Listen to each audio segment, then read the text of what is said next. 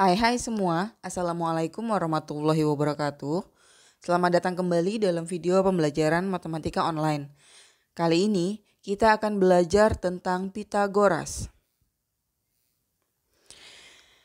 Ada 5 bagian yang akan kita pelajari. Yang pertama tentang si Pitagoras itu sendiri. Kemudian yang kedua adalah asal mula dari teorema Pitagoras. Ini sangat terkenal teoremanya.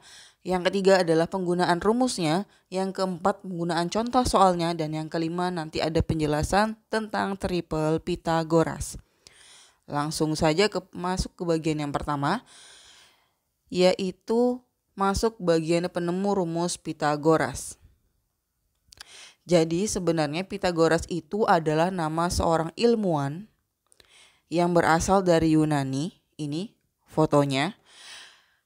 Kemudian ini adalah biodatanya. Nah, jadi Pitagoras itu sendiri adalah seorang matematikawan dan filsuf dari Yunani yang dikenal melalui teoremanya. Di sini yang dimaksud teoremanya salah satunya adalah teorema Pitagoras. Nah, selain itu dia juga dikenal sebagai bapak bilangan. Nah, jadi Pitagoras ini banyak yang dia temukan, tapi yang kita gunakan sekarang ini adalah yang rumus Pitagoras atau teorema Pitagoras. Nah, kemudian kita masuk bagian yang kedua, yaitu asal mula rumus Pitagoras. Jadi di sini ada 2 gambar. Ada gambar pertama dan ada gambar kedua. Diperhatikan baik-baik gambarnya. Nah, setelah itu sekarang kita masuk penjelasan yang pertama untuk gambar 1. Nah, ini tadi gambarnya ada persegi ABCD yang besar, kemudian ada persegi PQRS yang kecil dimasukkan ke dalam persegi ABCD. Jadi persegi ABCD-nya ditutupi, sebenarnya persegi ABCD itu terarsir semua, tetapi ditutupi oleh persegi PQRS, maka yang terlihatnya seperti ini.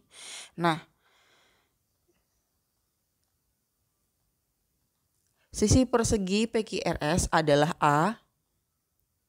Kemudian ada terbentuk 4 buah persegi kalau kita lihat yang diarsir ini. Jadi yang diarsir ini jadi segitiga, di mana segitiganya alas dan tingginya adalah B dan C, dan nanti si A itu merupakan sisi miringnya. Nah, ini rumusnya berdasarkan gambar ini. Luas ABCD itu dari 4 kali luas segitiga ditambah dengan luas persegi PQRS. Ini rumusnya. Setelah kita hitung, dapatlah rumus dari luas ABCD itu nanti sama dengan 2BC ditambah A kuadrat. Ini untuk penjelasan gambar 1. Sekarang kita masuk ke penjelasan yang gambar kedua. Ini gambar kedua.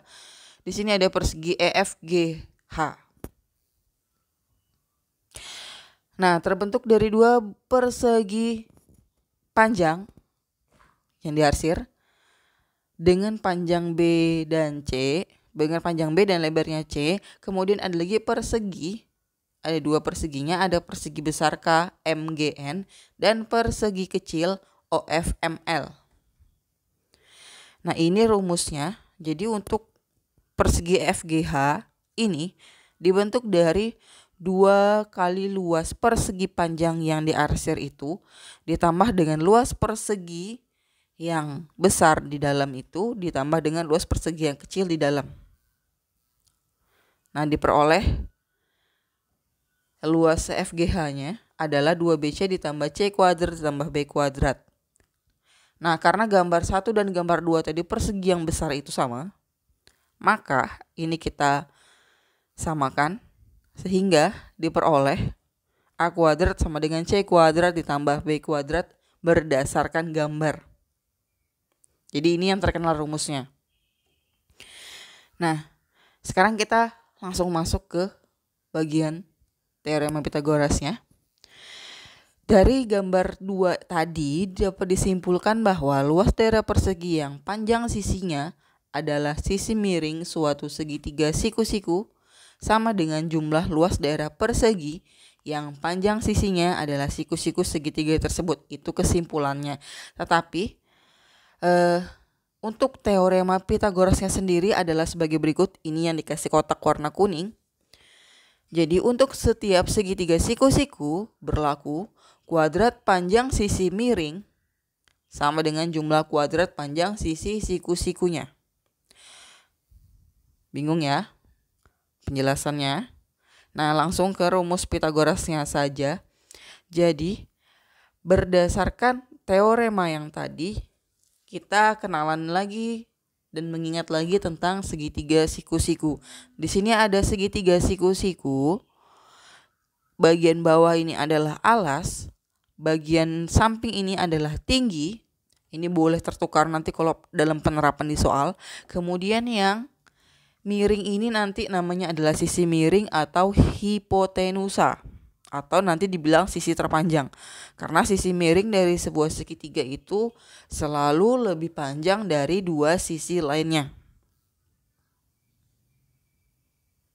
Tadi katanya teorema Pythagoras, kuadrat sisi terpanjang atau nanti hipotenusanya dikuadratkan, hasilnya sama dengan jumlah kuadrat kedua sisi siku-sikunya. Kedua sisi siku-sikunya itu nanti merupakan tinggi dan alasnya si segitiga. Dari teorema ini kita peroleh rumus, ini lebih mudahnya. Sisi miring kuadrat sama dengan alas kuadrat ditambah tinggi kuadrat. Rumus keduanya, kalau kita mencari alasnya, maka nanti sisi miringnya dikuadratkan dikurang dengan tinggi kuadrat. Kalau kita mencari tingginya segitiga, maka sisi miringnya dikuadratkan dikurang dengan alas kuadrat. Ini rumus yang kita dapat dari teorema Pythagoras tadi. Nah, penerapannya di setiap buku itu berbeda-beda gambarnya. Contoh, ada 3 buah segitiga yang akan ditampilkan. Segitiga pertama, sisi siku-sikunya ini adalah sudut A. Sudut siku-sikunya adalah sudut A. Nah, sudut A ini berseberangan dengan sisi A. Jadi dia selalu berseberangan. Kemudian ada lagi titik B. Sudut B ini berseberangan dengan sisi B. Jadi nanti gambarnya seperti ini semua. Kemudian titik C berseberangan dengan sisi C. Nah, ini gambar pertama, siku-sikunya di A. Gambar yang kedua, A-nya bukan siku-siku. Nah, gambar kedua ini siku-sikunya ada di B. Gambar yang ketiga, siku-sikunya ada di titik C.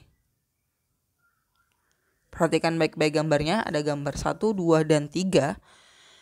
Nah, jadi nanti setiap buku itu berbeda-beda rumusnya berdasarkan titiknya. Contohnya seperti ini. Ini untuk gambar yang pertama tadi, di mana sudut siku-sikunya di titik A. Rumusnya menjadi seperti ini. Untuk gambar yang kedua, di mana sudut siku-sikunya adalah di titik B, maka rumusnya digunakan ini. Yang ketiga, siku-sikunya ada di titik C, rumusnya seperti ini. Sekarang perhatikan, berbeda ya semua hurufnya letaknya. Nah, jadi tergantung dari buku yang kita pelajari mana rumus yang dipakai. Tetapi karena ini rumusnya banyak dan kita tidak mungkin menghafal, maka yang harus kita ingat adalah konsep dari Pythagoras itu sendiri. Ini yang harus kita ingat. Karena nanti ketika di soal juga belum tentu nanti segitiga yang dipakai adalah segitiga ABC. Dan juga nanti bisa berupa soal cerita. Jadi nggak harus,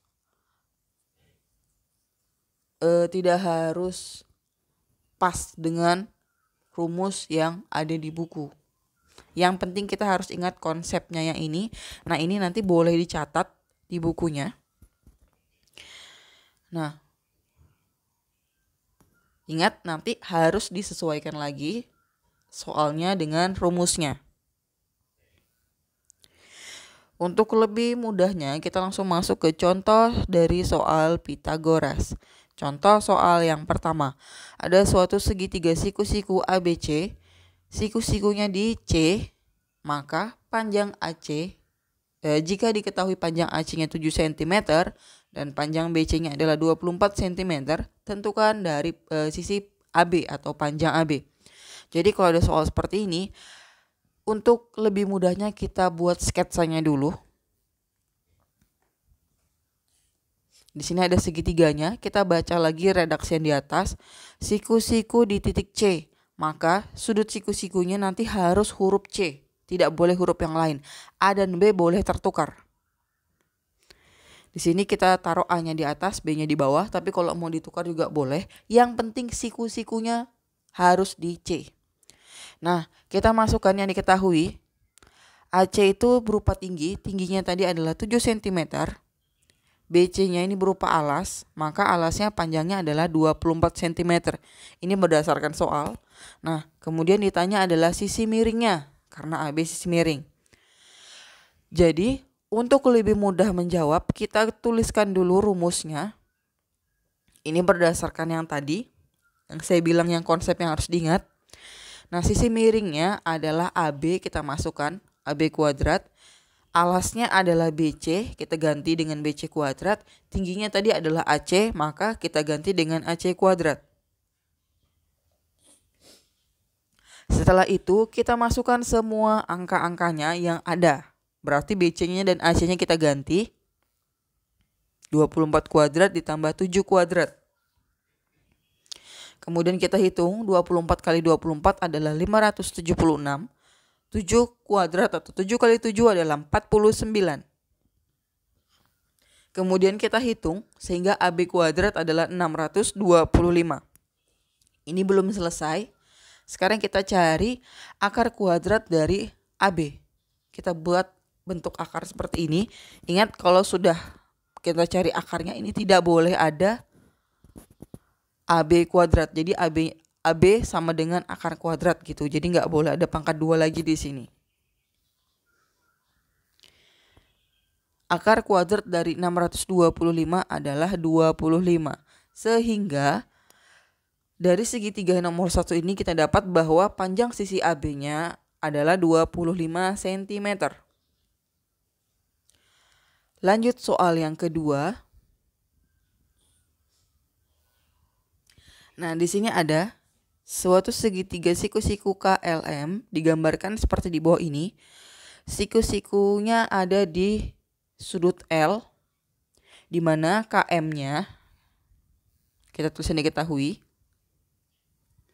KM-nya adalah sisi miring, panjangnya 13 cm. LM ini merupakan alas, panjangnya adalah 12 cm. Dan yang ditanya adalah KL, di mana KL itu adalah tinggi segitiga. Sama seperti tadi, untuk lebih mudah kita tuliskan dulu konsepnya seperti apa. Karena yang dicari adalah tinggi, maka tinggi kuadrat sama dengan sisi miring kuadrat dikurang alas kuadrat. Kemudian kita masukkan huruf-huruf dari rumus ini, dari gambar segitiganya. Tingginya kita masukkan KL kuadrat, sisi miringnya kita ganti dengan KM kuadrat, alasnya kita ganti dengan LM kuadrat. Kemudian kita masukkan angka-angkanya. Karena KL-nya mau kita cari, maka itu tidak usah diganti. Kita tuliskan saja KL kuadrat sama dengan 13 kuadrat dikurang 12 kuadrat. Kemudian langkah selanjutnya adalah kita hitung kuadrat dari 13 dan 12. 13 kuadrat adalah 169, 12 kuadrat adalah 144.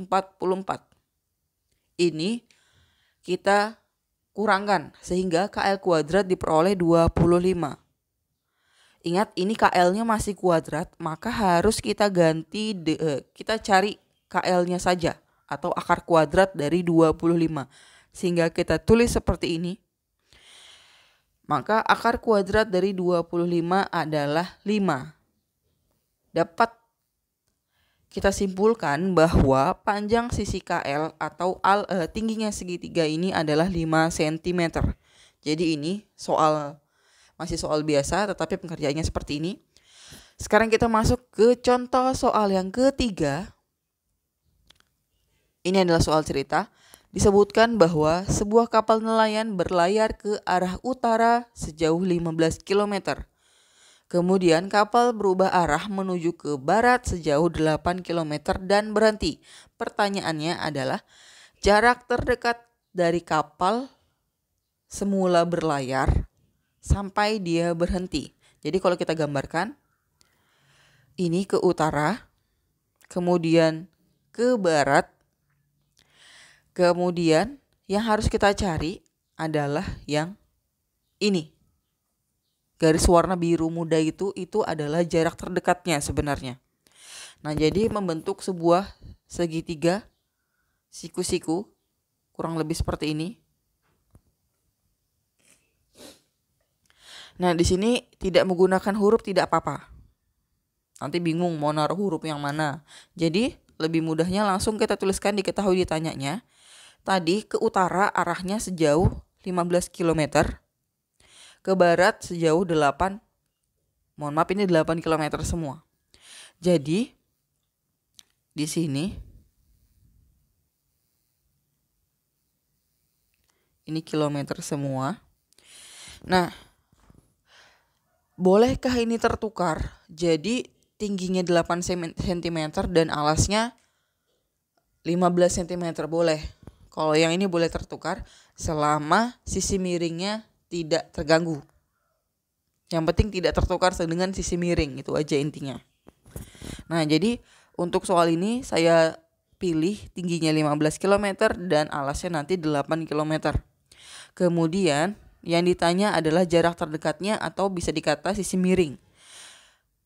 Lanjut kita jawab dengan menuliskan dulu rumusnya. Dari konsep yang tadi, diketahui bahwa sisi miring kuadrat sama dengan alas kuadrat ditambah tinggi kuadrat.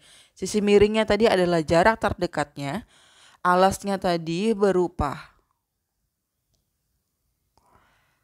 tinggi, kemudian alasnya berupa barat dan tingginya berupa utara, tetapi bisa kita tukar. Kita masukkan angka-angkanya, kemudian kita cari 15 kuadrat itu nanti diperoleh 225. 8 kuadrat kita peroleh 64. Kalau sudah kita hitung jarak terdekatnya dikuadratkan hasilnya adalah 289. Maka kita harus cari berapa kuadrat dari 289. Kita cari. Maka diperoleh 17. Sehingga jarak terdekat dari kapal semula berlayar sampai dia berhenti adalah 17 km. Ini kilometer ya.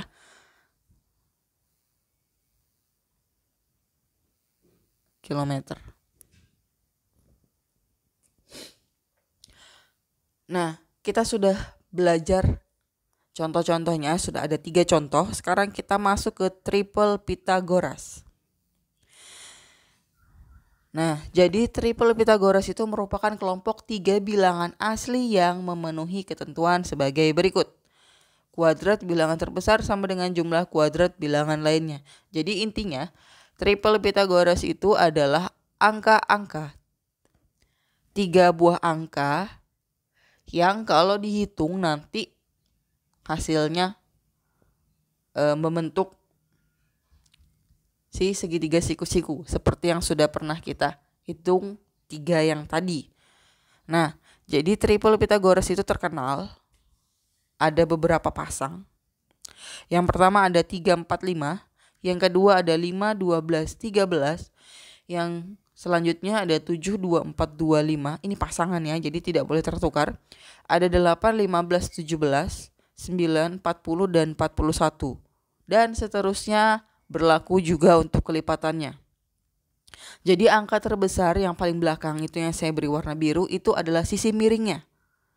Yang warna hitam itu boleh ditukar, boleh 3 itu alas, 4 tinggi, atau 3 itu tinggi, 4 alas, boleh. Nah, Ini triple Pitagorasnya. Slide selanjutnya ada kelipatannya. Kalau kita lihat tipe 1 di situ ada 3, 4, 5.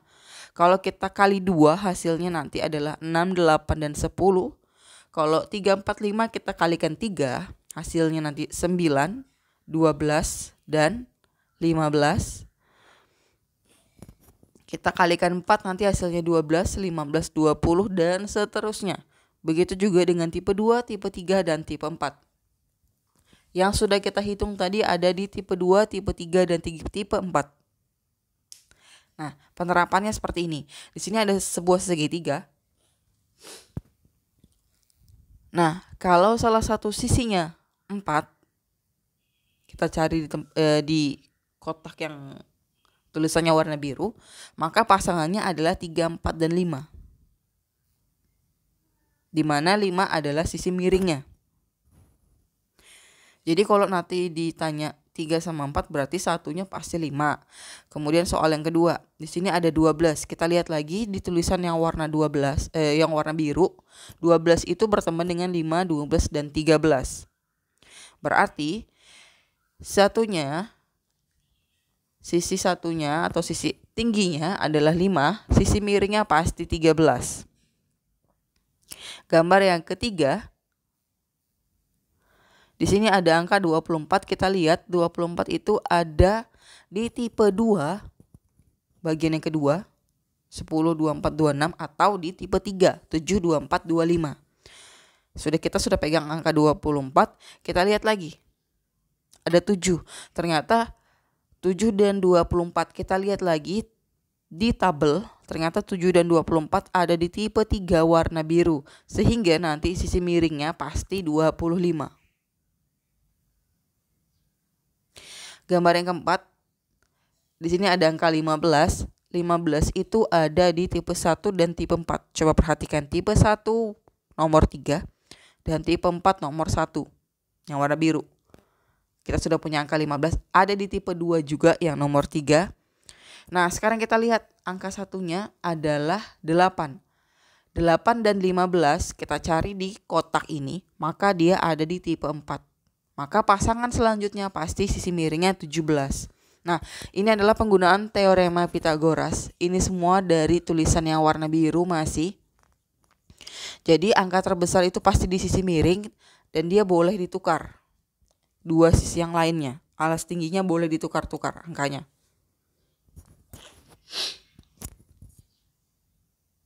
Nah, sekarang penerapan Pitagoras untuk kelipatannya.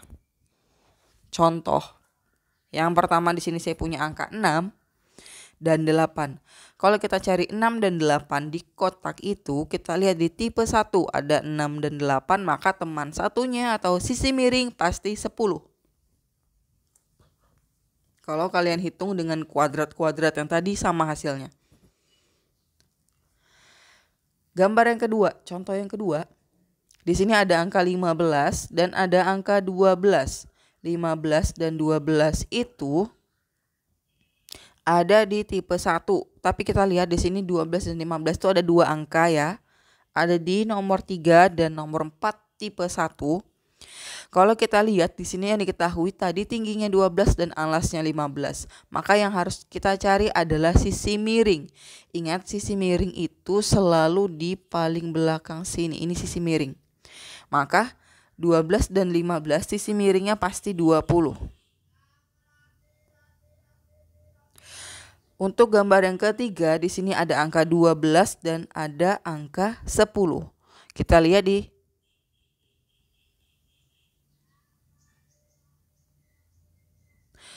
sini ada 10 dan 12. Oh, 10 ini dan 24 seharusnya. Mohon maaf, di sini belum saya kali. Di sini adalah 24, bukan 12. Nah, jadi 10, 24 dan 26 ini ada di tipe kedua. Yang ketiga